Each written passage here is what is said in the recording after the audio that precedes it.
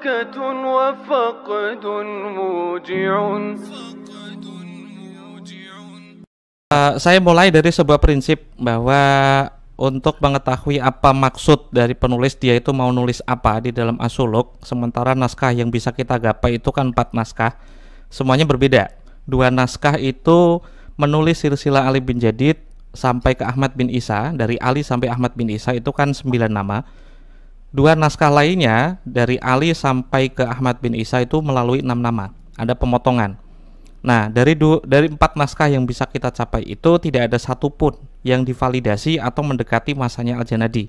Itu clear. Kitab As-Suluk itu selesai tahun 720, Al-Kamakol 715, dan naskah yang paling tua yang kita miliki itu naskah yang disalin ulang tahun 820. Berarti kan selisihnya hampir 100 tahun tuh. Bukan dari wafatnya Al-Janadi, tapi rampung tulisan As-Suluk, kitab As-Suluk itu tahun 720 lah. Asumsinya 720 sampai 820 itu kan ada 100 tahun. Nah, saya berusaha mencari naskah aslinya atau naskah yang Sohahahul Janadi, itu belum ketemu sampai sekarang. Tapi saya punya cara yang lain untuk mengetahui Al-Janadi itu mau nulis silsilahnya Ali bin Jadid itu seperti apa. Dari orang atau intelektual, 2-3 orang, satunya itu mendapati masa hidupnya Al-Janadi sekitar 10 hingga 20 tahun. Yaitu Al-Malikul Afdal dalam Al-Athaiyah Asaniyah.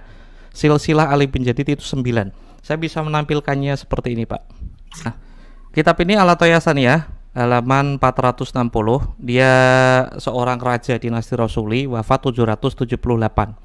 Konon dia itu umurnya 75 tahun. Berarti kan 778 dikurangi 75, berarti kan dia mendapati masa kehidupan Al-Janadi ya maksimal kan minimal 15 atau 10 tahun lah, 10 tahun.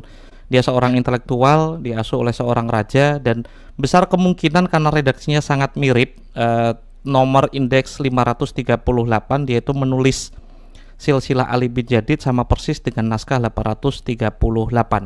Makanya bagi saya yang paling sahih atau maksud dari Al-Janadi menulis Ali bin Jadid itu silsilahnya seperti apa, ya bukti atau evidence, bukti material yang bisa kita raih itu dari orang atau intelektual yang mengutip pendapat Al-Janadi, yaitu Al-Athaiyah Asaniyah. Dia menulis 9 orang ya, berarti Ali 1, Muhammad 2, Ahmad 3, Jadid 4, Ali 5, Muhammad 6, Jadid 7, Abdullah 8, Ahmad bin Isa itu ke 9. Itu. Jadi kalau bisa dikoroborasi, kita konfrontasi antar naskah dan orang yang mendapati masa Al-Janadi dan membaca naskahnya langsung, karena dia kan pasti bersumber dari naskah yang paling dekat dengan masa kehidupan Al-Janadi, maka silsilah Ali bin Jadid itu seharusnya tidak problematik, karena ada orang yang menjadi saksi hidup Al-Janadi menulis, dan dia orang Yaman, Pak. Dia seorang raja dinasti Rasuli, menulis silsilah Ali bin Jadid sampai ke Ahmad bin Isa itu 9. Jadi bagi saya silsilah yang benar adalah yang versi 838, naskah As-Suluk tahun 838, dan versi Princeton mungkin tahun 1015 gitu. Itu salinan ke-5. Ya, baik. Silakan Ke Iman. Ya, anggaplah kita As-Suluk itu, kemudian kitab Al-Athaiyah Asaniyah itu memang ditulis, dicetak sesuai dengan manuskrip aslinya. Tetap saja ini nasab daripada Ba'lawi ini yang kemudian mencangkok ya kepada Syarif Abul Jadid, itu nyambung kepada Abdullah ini yang dimaksud misalnya oleh Al-Athaiyah Asaniyah. Karena apa? Karena tidak ada satu kitab pun yang menyatakan Syarif Abul Jadid ini punya adik namanya Alwi dan Basri. Itu sama sekali tidak ada kitab yang menyertai di abad ke-8 itu yang menyatakan demikian atau sebelumnya. Itu adalah interpretasi dari keluarga Ba'lawi di abad 9. Bahwa ini adalah Syarif Abul Jadid ini adalah keluarga kita.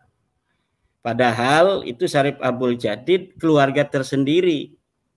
Dia keluarga tersendiri, seorang ulama, muhaddisin, ditulis silsilahnya oleh As-Suluk, kemudian kitab-kitab lainnya itu mencangkok kepada As-Suluk, dari Jadid bin Ahmad bin Isa, ada yang menulis Jadid bin Abdullah bin Ahmad bin Isa.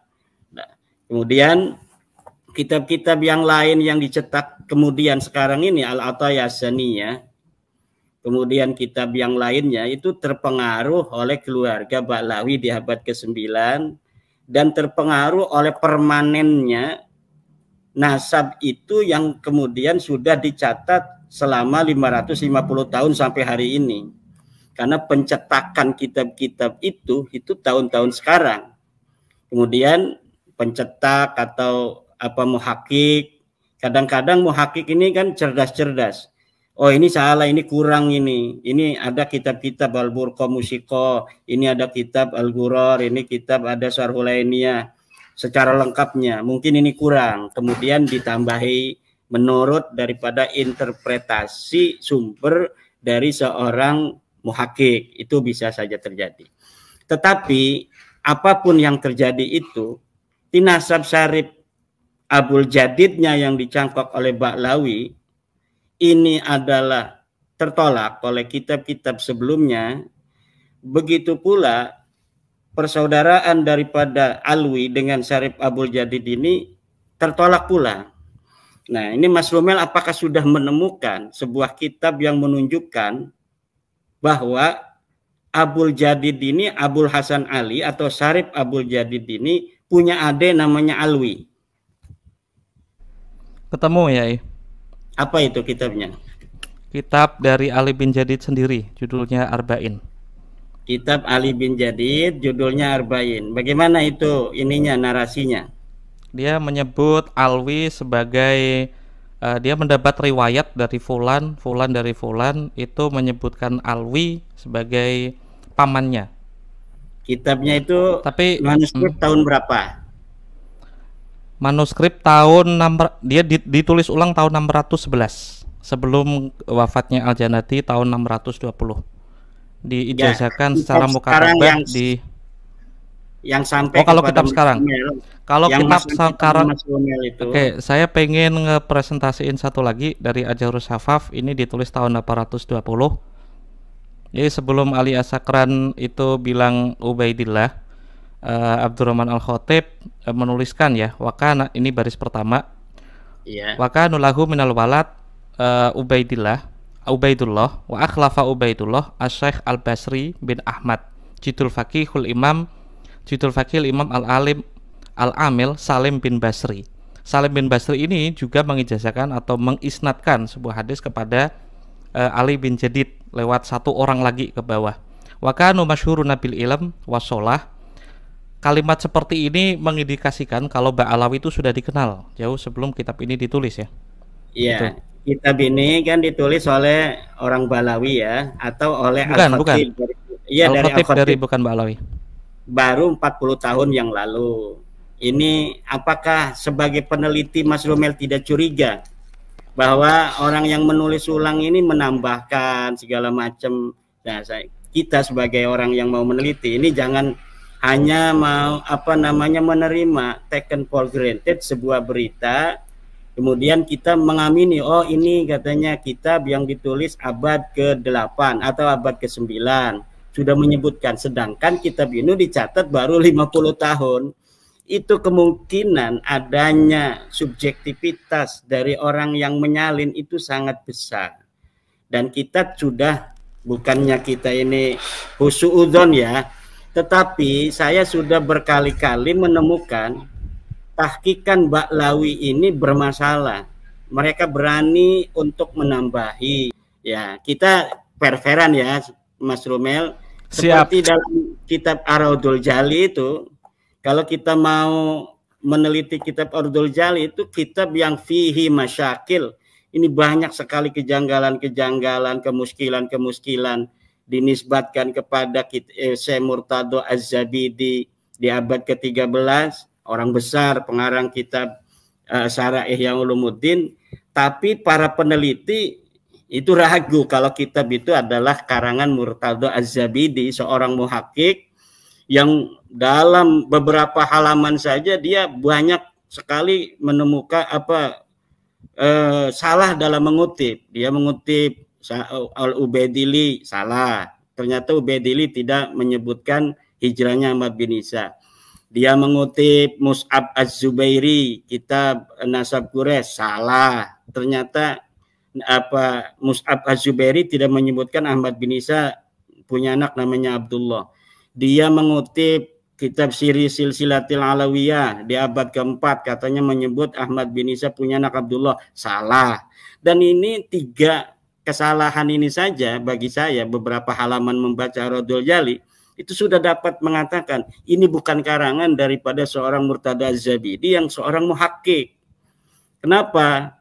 Kita jangan ketika menerima sebuah manuskrip kemudian kita meyakini apa yang ada di situ ketika menyebutkan abad keempat, abad kelima, kemudian kita mengatakan bahwa ini sudah ada kitab sejaman abad kelima, padahal kitab itu ditulis hanya baru hari ini. Yang menulis itu kan Alwi bin Thahir atau juga Alwi bin Muhammad Al-Haddad yang ada di Bogor itu. Lah itu skandal antara satu orang Mesir dengan Alwi bin Thahir dan Alwi bin Muhammad Al-Haddad menciptakan sebuah kitab namanya Raudhul Jali. Dan ini seorang peneliti sejarawan seperti Mas Rumel ini tidak mencurigai itu gitu. Kemudian menjadikan, tapi alhamdulillah hari ini semenjak jam 7:30 sampai sekarang ini belum menyebut nama Raudhul Jali ya. Padahal saya akan mengejar di situ kalau sampai menyebutkan, tapi udah itu ya mungkin udah wali ini Mas Rumel ini. Ya, wali ya. Kemudian kitab Abnul Imam, Mas Rumel juga alhamdulillah tidak menyebutkan itu, tetapi masih menyebutkan Al-Jarus Sabab beberapa kali dengan menampilkan manuskrip yang juga di situ ada masalah ya. Manuskrip yang pengarangnya saja ini tidak dikenal orang gitu. Mas Rumel sudah ada temuan baru tentang sosok seorang Al-Khatib? Saya sudah menulis bahwa sama sekali nama Al-Khatib ini yang dikatakan wafat 855 itu sama sekali tidak dikenal oleh para ulama-ulama. Kenapa kok bisa ada manuskripnya begitu? Kemudian ada kitab Al-Jarus Sabab itu yang ditulis oleh seorang yang namanya mirip Abdurrahman, itu yang wafatnya 700-an. Nah, dan di kitabnya itu saya yakin tidak sama dengan kitab yang ada sekarang ini. Pasti nanti Mas Rumel mengatakan Bahmah Roma mengutip. Begini Mas Rumel, Bahmah Roma itu memang kitabnya ada Bahmah Roma. Tapi skandal, orang berskandal itu cerdas. Kita bikin kitabnya sekarang, kemudian mengatasnamakan Bahmah Roma, kemudian mengutip Al-Jarus Sabab, seakan-akan rangkaian-rangkaian ini begitu hebat gitu. Tapi bagi seorang peneliti itu akan bisa mencurigai, apalagi ditahqiq oleh seorang Ba'lawi. Yang penahqiq ini saya sudah yakin seorang yang bernama Muhammad bin Abdullah Al-Habsyi atau Abdullah bin Muhammad Al-Habsyi itu seorang la yusaku bi ilmih wala bi tahqiqih. Karena seperti kitab yang dia omongkan oleh Mas Rumel, Tarikh Hadramaut, Al-Bahapi, saya sudah dapat menelusuri ketidakjujuran ilmiah dia. Karena ketika dia mentahqiq sebuah manuskrip, yang manuskripnya tidak terbaca, kemudian dia mensisipkan sejarahnya Muhammad pakai muqaddam. Nah ini kata saya ini orang tidak bisa dipercaya secara ilmiah karena dia memang di dalam footnote-nya mengatakan kitabnya ini hancur, tidak bisa dibaca. Tetapi kenapa di atasnya itu disebutkan walaupun dia pakai tanda kutip, seharusnya dia biarkan kosong sebuah manuskrip, kejujuran ilmiah seorang peneliti itu ketika dia mau mentahqiq sebuah kitab, mau mencetaknya, dia biarkan kosong itu, dia mungkin di footnote-nya dia omong menurut saya kemungkinan besar itu bicara tentang faqih muqaddam, sehingga nanti orang tidak akan mengutip bahwa seakan-akan itu tulisan dari Ibnu Hisan yang telah menyebut faqih muqaddam, padahal faqih muqaddam ini namanya tidak dulu disebutkan oleh siapapun kan. Faqih muqaddam ini gelap gulita, seorang wali yang begitu tinggi namanya gelap gulita di masanya tanpa ada orang menyebutkan kisah hidupnya, karomahnya, dan sebagainya. Keilmuannya katanya mujtahid mutlak, tidak ada muridnya yang mengarang fikih apa, tidak ada khutbahnya, tidak ada fatwanya yang bisa kita terima sampai saat ini. Semuanya itu ditata di abad 9 begitu rapi, begitu kuat, begitu kokoh, dan hari ini seakan-akan sosoknya itu begitu luar biasa. Dan ini kita, Mas Rumel, ini bukan kita namanya itu mengungkap-ungkap kesalahan ya, tetapi kita ingin bagaimana kita melihat sebuah sejarah yang hari ini terbentuk begitu kokoh tetapi rapuh. Seperti Mas Rumel kan rajin tuh.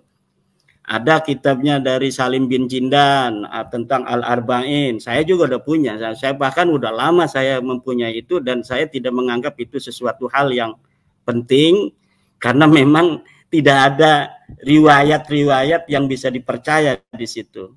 Nah, dia itu sudah dijadikan tesis oleh seorang yang dari Balawi juga, tetapi itu kemudian diungkapkan oleh Mas Rumel sanad-sanad itu yang menyebut nama Abdullah, meriwayatkan hadis dan sebagainya itu. Saya kira Mas Rumel tidak akan menggunakan itu lagi, tapi Mas Rumel masih menggunakan, ya bahkan itu sekarang disebut bahwa itu karangan Al-Jadid. Siapapun hari ini bisa menuliskan sebuah kitab dengan karangan siapapun. Ya, bisa itu Mas Rumel. Misalnya saya nulis kitab Imam Ghazali misalnya. Tapi karangannya saya. Kemudian setelah 50 tahun lagi ini akan dianggap benar oleh orang bahwa itu karangan dari Imam Al-Ghazali. Saya masukkan aja di situ siapa orang yang mengancam atau menjelekkan orang Banten, maka dia tidak akan barokah anak turunannya seumur hidup. Itu orang pada takut semua nanti sama orang Banten tuh. Ketika kita menyebutkan kita nulis kita bohongan, kita kasih aja angka tahun 500 Hijriah, kita kasih namanya Imam Al-Ghazali. Dan saya kira Mas Rumel, Ba'lawi ini patut dicurigai dalam dia menyusun nasabnya itu seperti itu. Dan itu bisa dibuktikan oleh tes DNA yang melenceng kemana-mana itu kan. Ini Mas Rumel jangan marah ini. Jangan. Ya, oke.